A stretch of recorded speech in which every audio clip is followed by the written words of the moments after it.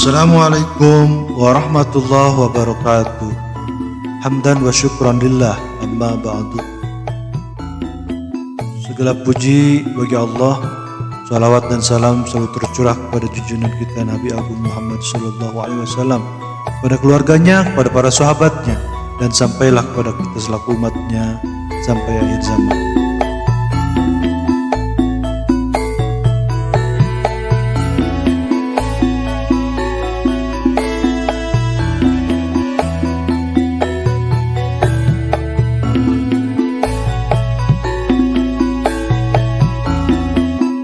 Setelah kita kemarin sempat berziarah atau berkunjung ke tempat makam Sunan Kudus, dan pada kali ini saya diberi kesempatan kembali untuk berkunjung atau berziarah ke makam Sunan Bonang.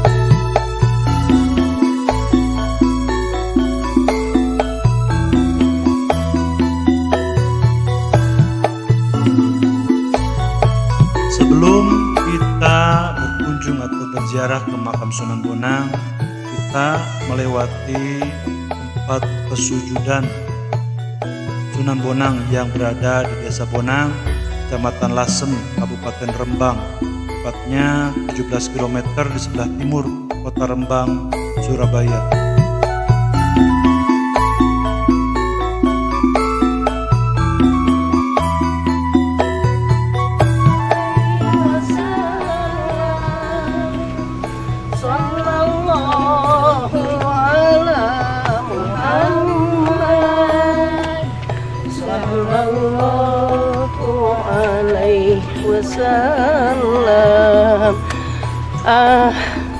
Hari ini kita memasuki tempat ziarah Sunan Bonang.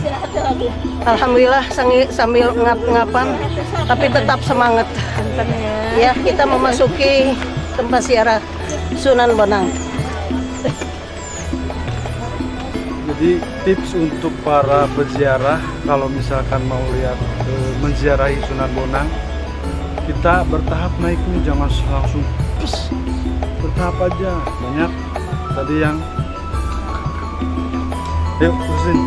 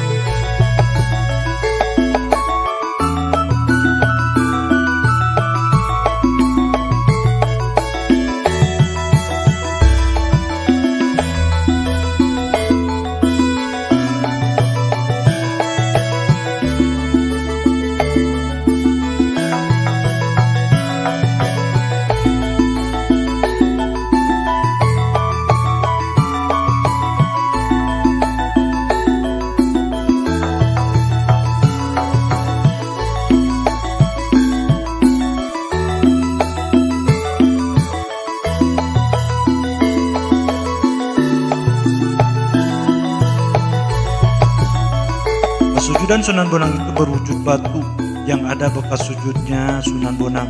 Menurut cerita, konon di sana pesujudan Sunan Bonang zaman dahulu itu adalah batu yang digunakan sujud oleh Sunan Bonang untuk mendekatkan diri kepada Allah Subhanahu wa taala di atas gunung tepatnya. Dan perlu diketahui, subhanallah, sujudnya Sunan Bonang itu membekas telapannya Sunan Bonang. Sekarang pesujudan Sunan Bonang itu dikeramatkan oleh masyarakat sekitar.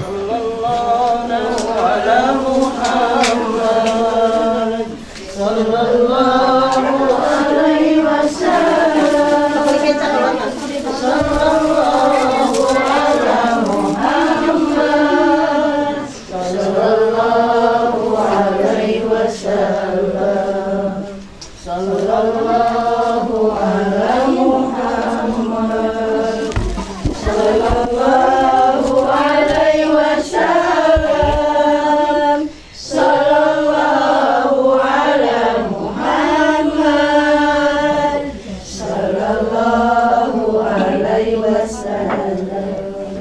Sallallahu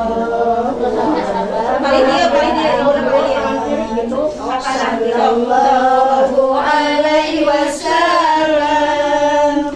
Sallallahu ala Muhammad.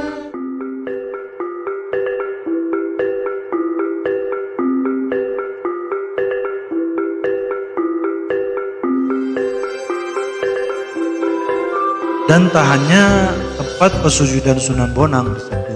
Ternyata di situ terdapat pula makam seorang putri, yaitu Putri Cempo atau Putri Cempa. Merupakan putri yang berasal dari negeri Campa atau Vietnam, yang oleh sebagian orang dianggap sebagai istri dari Sunan Giri. Karena kagum serta terpesona akan watak keluhuran budi pekerti Sunan Giri, maka Putri Cempo menikah dengan Sunan Giri, akan tetapi bagi sebagian masyarakat memiliki cerita yang berbeda, yaitu Putri Cempo hanya menaruh hati kepada Sunan Giri, namun Sunan Giri sendiri tidak menanggapi beliau.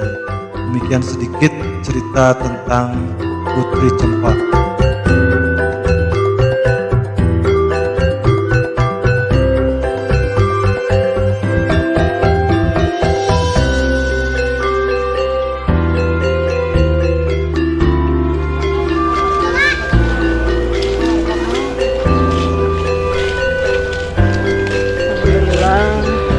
Ini telah laksanakan ziarah di Sunan Bonang, dan begitu khidmat kami semua berdoa di sana. Mudah-mudahan apa yang menjadi harapan, angan-angan, cita-cita semua jemaah yang hadir di kesempatan hari ini dijabah dikabul oleh Allah Subhanahu wa taala. Wasilahnya ziarah di makam Sunan Bonang. Ikuti kami selanjutnya.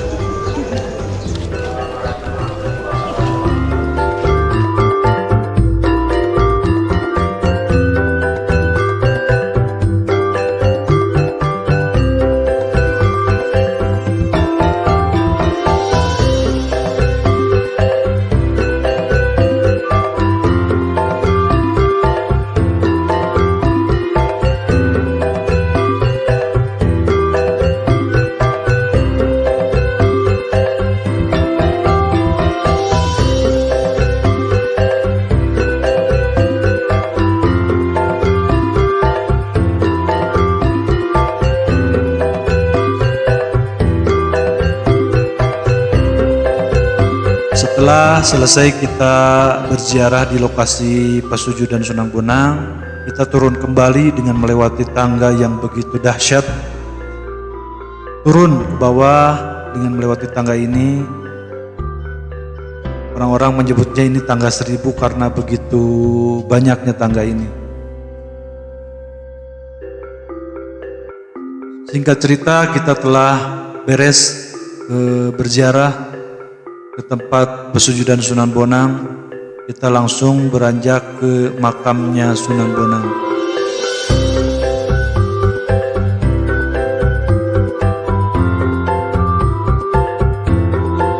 Kita menyusuri pesisiran pantai Laut Jawa, diantaranya Pantai Binangun, Pantai Jatisari, Batu Gajah, dan lain sebagainya. Sebelum kita memasuki kawasan makam Sunan Bonang, begitu indahnya Allah menciptakan bumi ini sehingga kita bisa berjalan di tepian pantai ini.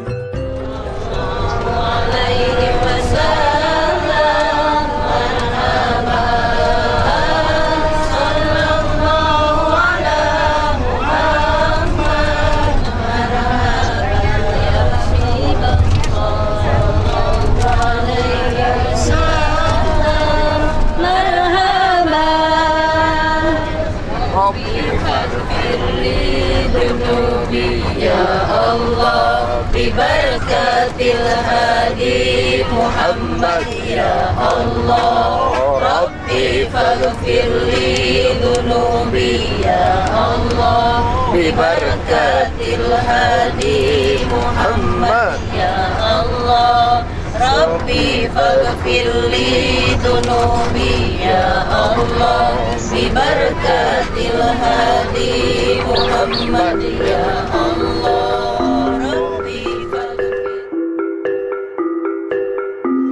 Dan sampailah kita ke area makam Sunan Bonang. Seperti biasa, sebelum kita memasuki pintu masuk, kita akan disuguhi atau kita akan melihat pemandangan-pemandangan yang berjualan pernak-pernik begitu banyaknya di sana. Dan ada pula yang menawarkan beraneka macam kuliner-kuliner khas daerah tersebut.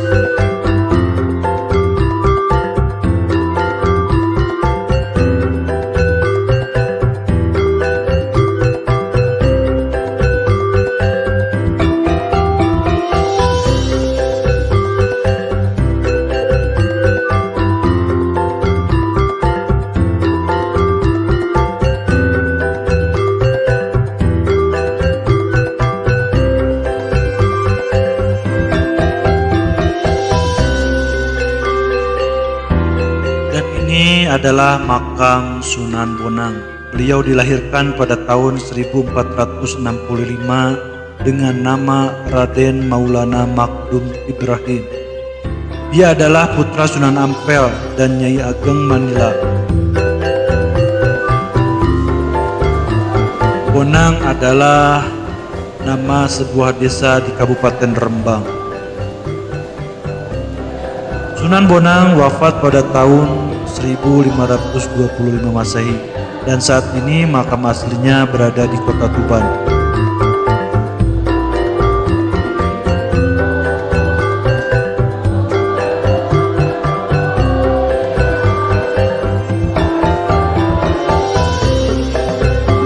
Lokasi makam Sunan Bonang ada dua, karena konon saat dia meninggal kabar wafatnya dia sampai pada seorang muridnya yang berasal dari Madura.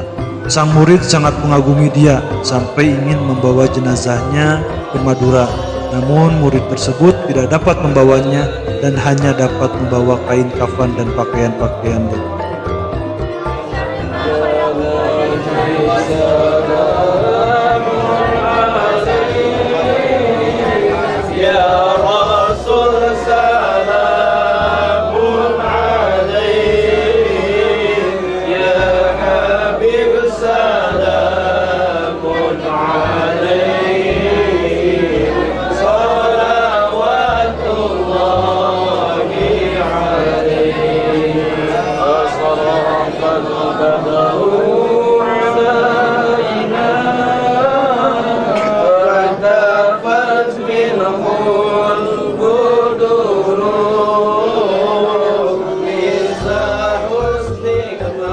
Dakwah beliau menjalur kesenian tradisional yaitu gamelan-gamelan Jawa. Beliau mengubah gamelan Jawa yang saat itu kental dengan estetika Hindu dengan memberi nuansa baru. Dia adalah yang menjadi kreator gamelan Jawa seperti sekarang.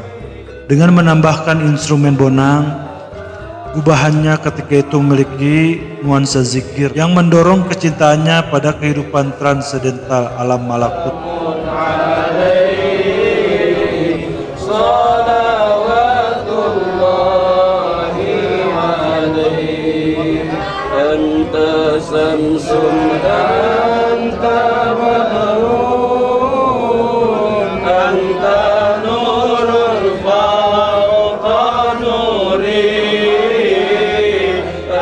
Kembang Tomboati adalah satu karya Sunan Bonang.